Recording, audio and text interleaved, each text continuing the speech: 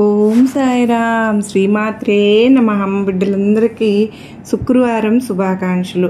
ఎలా ఉన్నారు ఫ్రెండ్స్? ఏం చేస్తున్నారండి? అందరూ కూడా అమ్మవారి దయ వలన సుఖంగా సంతోషంగా ఎప్పుడు కూడా ఆనందంగా ఉండాలి అని చెప్పి అమ్మవారి తరపున నేను కూడా మనస్ఫూర్తిగా కోరుకుంటూ ఉన్నాను. ఈరోజు అమ్మవారు అందించే సందేశం ఏంటి అంటే కనుక, తల్లి నా బిడ్డలకు మాత్రమే, ఆడబిడ్డలకు మాత్రమేనమ్మ ఇది విన్న నీ ఇంట నువ్వు ఏ రోజైతే వింటావో ఈరోజు శుక్రవారం రోజున సరిగ్గా 3వ రోజు ₹1,00,00,000 అనేవి నువ్వు అందుకుంటావమ్మా అని చెప్పి ఏదో తెలియని సందేశాన్ని ఈరోజు అమ్మవారు అయితే మనకు అందించాలి అని అనుకుంటున్నారు. మరి అమ్మవారు ఏమి సందేశం అందించినా కూడా అది మన భవిష్యత్తుకు పునాది అని చెప్పి మనందరికీ కూడా తెలిసిన విషయమే కదా. మరి ఎవరికైతే అమ్మవారి మీద పూర్తి నమ్మకం విశ్వాసం ఉన్నాయో వారందరూ కూడా ఈ వీడియోకి ఒక చిన్న లైక్ అయితే ఇచ్చి వీడియోని వినడం స్టార్ట్ చేయండి. దానికంటే ముందుగా చాలామంది కూడా అమ్మవారి గురించి, అక్క మేము ఎన్నో రకాల సమస్యలతో సతమతం అయిపోతూ ఉన్నాము, మాకు ఈ గురు శుక్రవారాల్లో మాకు అద్భుతం జరుగుతుంది అక్క, నిజంగా మేము పొద్దున్నే ఈరోజు అమ్మవారు మాకు మా జీవితంలో ఎటువంటి సందేశాన్ని ఇవ్వబోతూ ఉన్నారా అని చెప్పి మేము ఎదురు చూస్తూ ఉంటాము. నిజంగా అమ్మవారి సందేశాలకు మేము కనెక్ట్ అయిన తర్వాత మేము ఎంతో జీవితంలో సంతోషంగా ముందుకు అడుగు వేస్తూ ఉన్నాము.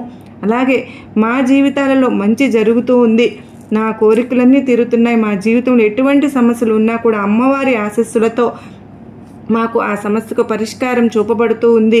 నిజంగా మీకు ధన్యవాదములు అక్క అని చెప్పి. నిజంగా అండి, మీకు కూడా శతకోటి ధన్యవాదములు. ఎందుకంటే మీరు కదా అండి నిజంగా అమ్మవారి సందేశాలను చూసి మీ సమస్యలు ఏవైతే ఉన్నాయో వాటినన్నిటిని కూడా పరిష్కార మార్గం కనుగొని నాకు మరలా ధన్యవాదాలు చెప్తూ నన్ను సపోర్ట్ చేస్తున్నందుకు మీ అందరికీ కూడా నిజంగా ఈ రోజున అమ్మవారి తరపున మీ అందరికీ కృతజ్ఞతలు తెలుపుకుంటున్నాను. ఎవరైతే కనుక ఇంకా మన ఛానల్ని చూస్తూ ఉన్నారో 100కి 1000% జరుగుతుంది అన్న నమ్మకంతో కనెక్ట్ అవ్వండి. ఇక అమ్మవారి యొక్క సందేశం ఏంటో ఇప్పుడు మనం తెలుసుకుందాం.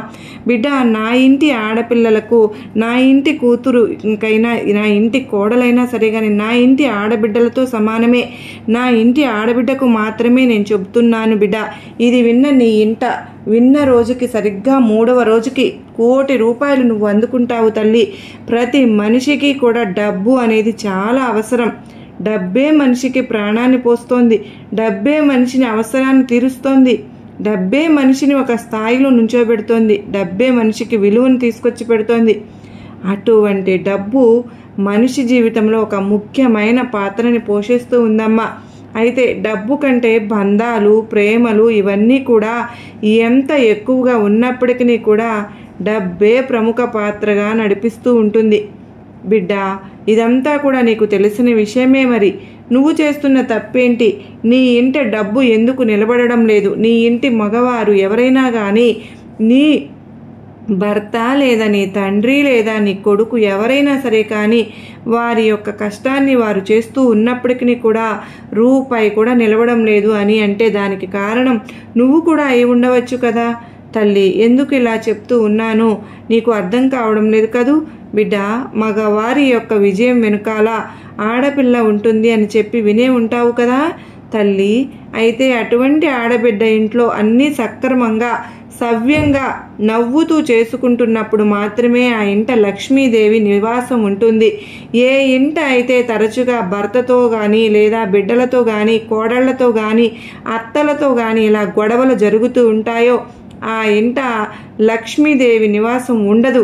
ఎంతో వరకు దేనికి తల్లి? అమ్మవారు శాంతి స్వరూపంగా ఉన్న ఇంట పసిపిల్లలను నవ్వులు కిలకిలలు వినబడే వారి ఇంట ఎప్పుడు కూడా ప్రశాంతంగా ఉండేవారి ఇంట, ఎప్పుడు కూడా భార్యాభర్తలు ఆనందంగా ఉన్నవారి ఇంట లక్ష్మి ఉంటుంది.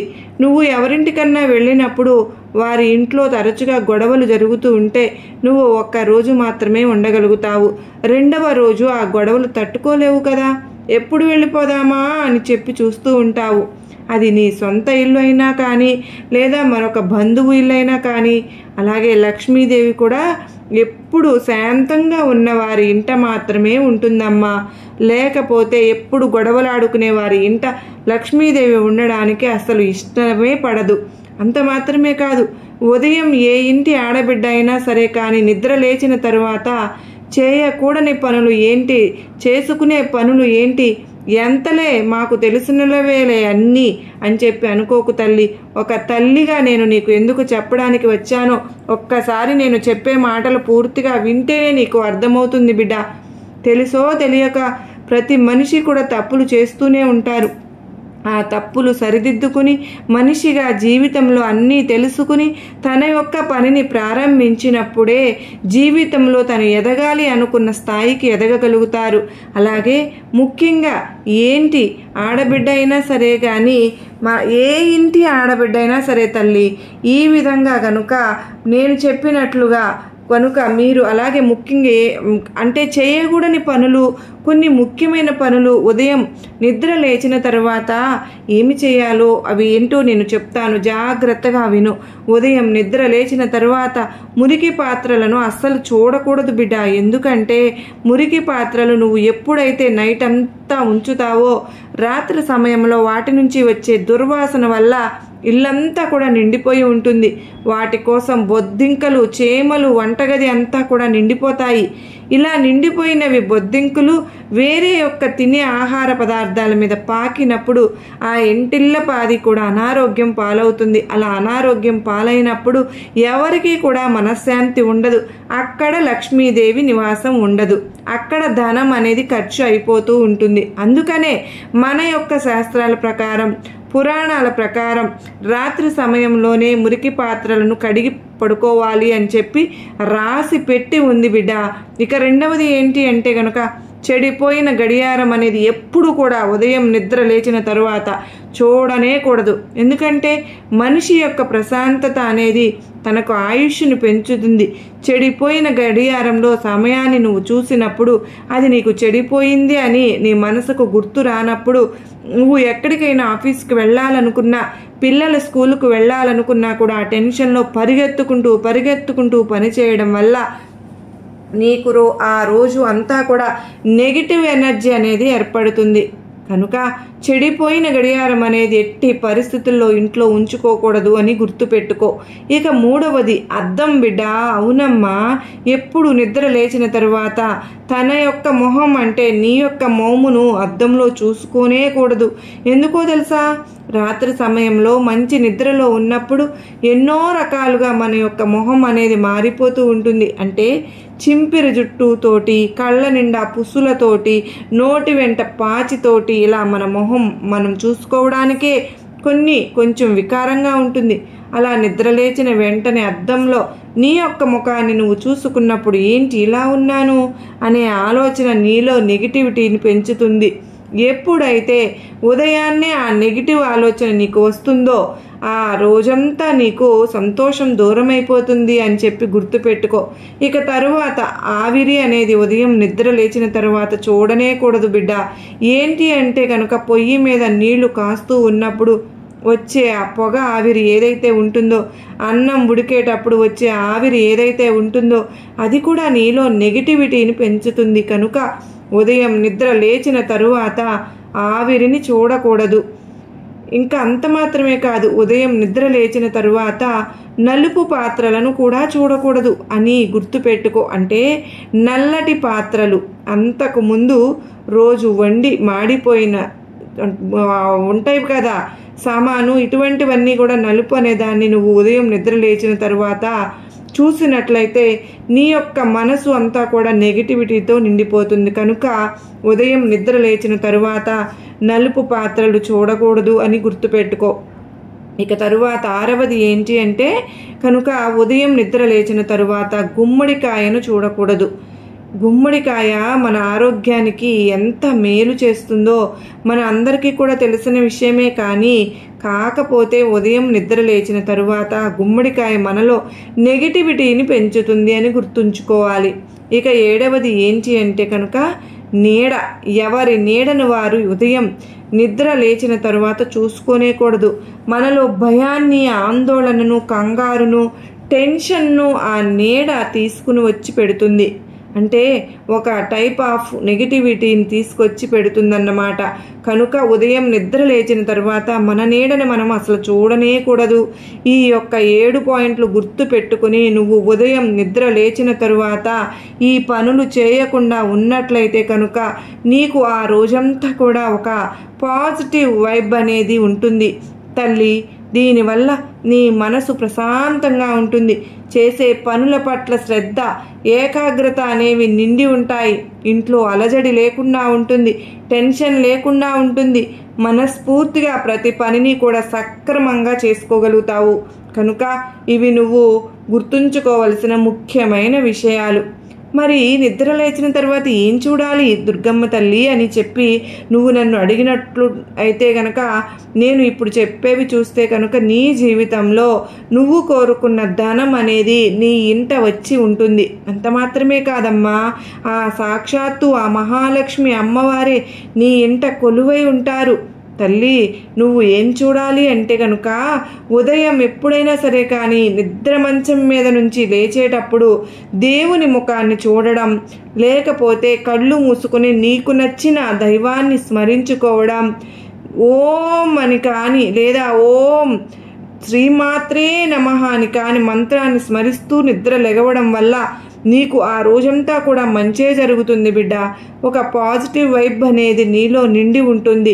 అంత మాత్రమే కాదమ్మా, చేసే ప్రతి పని కూడా చురుగ్గా చేయగలుగుతావు. నీలో ఉండే అనారోగ్య సమస్యలు అనేవి దూరమైపోతాయి. ఇక తరువాత ఉదయం నిద్ర లేచిన తరువాత నేలను తుడుచుకోవడం అంటే ఇంటిని ఇల్లంతా కూడా మనం నడిచే ప్రదేశం అంతా కూడా చీపురు పెట్టి శుభ్రంగా ఊడ్చుకోవడం, తరువాత తడిబట్ట పెట్టి శుభ్రంగా క్లీన్ చేసుకుంటూ ఉండడం, ఇటువంటివన్నీ కూడా ఉదయం నిద్ర లేచిన తర్వాత చేసుకోవాలి. ఎందుకంటే ఎక్కడైతే శుచి శుభ్రత ఉంటుందో అక్కడ అమ్మవారిని పిలవకుండానే వచ్చి కూర్చుంటుంది అని గుర్తుంచుకో. ఇక తరువాత శరీర శుద్ధి అనేది చేసుకోవాలి. అంటే చక్కగా స్నానం చేసుకోవాలి. తరువాత పూజ ఆరాధన అనేవి తప్పకుండా చేసుకోవాలి తల్లి. శుభ్రమైన బట్టలను ధరించాలి. శుభ్రమైన బట్టలను ధరించి పూజలో పూలు పెట్టుకుని పూలను తుంచుకు రావడము, ఆ పూలను దైవానికి అలంకరించుకోవడము, ఆ యొక్క దైవాన్ని అలంకరించిన తరువాత ఆ రూపాన్ని మనస్ఫూర్తిగా చూసుకోవడము, ఇక ఆ యొక్క భగవంతుని ముందు దీపాన్ని పెట్టుకోవడము, దీపాన్ని వెలిగించుకునేటప్పుడు ఆ జ్యోతిని చూడడము, ఇవన్నీ కూడా మనసులో ఒక పాజిటివిటీని నింపుతాయమ్మా. పాజిటివిటీ నింపుకుంటే అంత మాత్రమే కాదు, ఏ ఇంట అయితే ఉదయాన్నే దీపం అనేది వెలుగుతూ ఉంటుందో ఆ ఇంట లక్ష్మీదేవి అడుగుపెట్టి అక్కడే స్థిర నివాసం ఉంటుంది అని చెప్పి గుర్తుపెట్టుకో. ఇక తరువాతది సాత్విక ఆహారాన్ని భుజించాలి. అంటే ఉదయాన్నే మాంసాహారము అలాంటివి కాకుండా సాత్వికమైన ఆహారాన్ని మనం భుజించాలి. తరువాత నిత్య శుద్ధి చేసుకోవాలి. అంటే శరీరాన్ని, మనసుని, మన శరీరంలో ప్రతి అవయవాన్ని కూడా శుద్ధి చేసుకోవాలి. అంటే మనం ధ్యానంలో కూర్చోవాలి. ఎప్పుడైతే మనిషి ఒక 30 నిమిషాల పాటు ధ్యానంలో కూర్చుంటారో శరీర శుద్ధి, ఆత్మశుద్ధి, మనసు శుద్ధి అన్నీ కూడా జరిగి ఆ మనిషి ఆరోగ్యంగా ఉంటారు. ఇక తరువాత ఆత్మ గౌరవాన్ని పెంపొందించుకోవాలి. అంటే తన మీద తనకి నమ్మకం, తన మీద తనకి గౌరవం, తన మీద తనకి ప్రేమ, నేను ఈ పని చేయగలను అనే విశ్వాసం, ఎవరికి భయపడకుండా ఉండడం, ఏ పని అయినా సరే చేయగలిగే సత్తాన్ని సంపాదించుకోవడం, ఇవన్నీ కూడా మనిషి యొక్క ఆత్మవిశ్వాసంతో మాత్రమే ముడిపడి ఉంటాయి. కనుక దేనికైనా సరే కానీ ధైర్య లక్ష్మి అంటారు.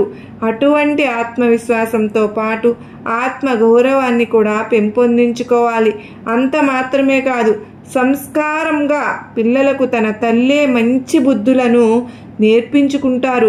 మంచో చెడో ఏంటో అన్నీ కూడా నువ్వు ఏ మాట పలకవచ్చో, ఆ తేడా ఏమిటో, ఏ మాట పలకకూడదో చెప్పాలి. ఎక్కడ ఎలా నడుచుకుంటే సంస్కారం అనిపించుకుంటుందో నేర్పించుకోవాలి. ఇక తరువాత విశ్వాసానికి విశ్వానికి ధన్యవాదాలు చెప్పుకోవాలి. అంటే ఈరోజు ఇంత సక్రమంగా ఇంత పాజిటివ్గా జరిగినందుకు విశ్వానికి కూడా కృతజ్ఞతలు చెప్పుకోవాలి బిడ్డ.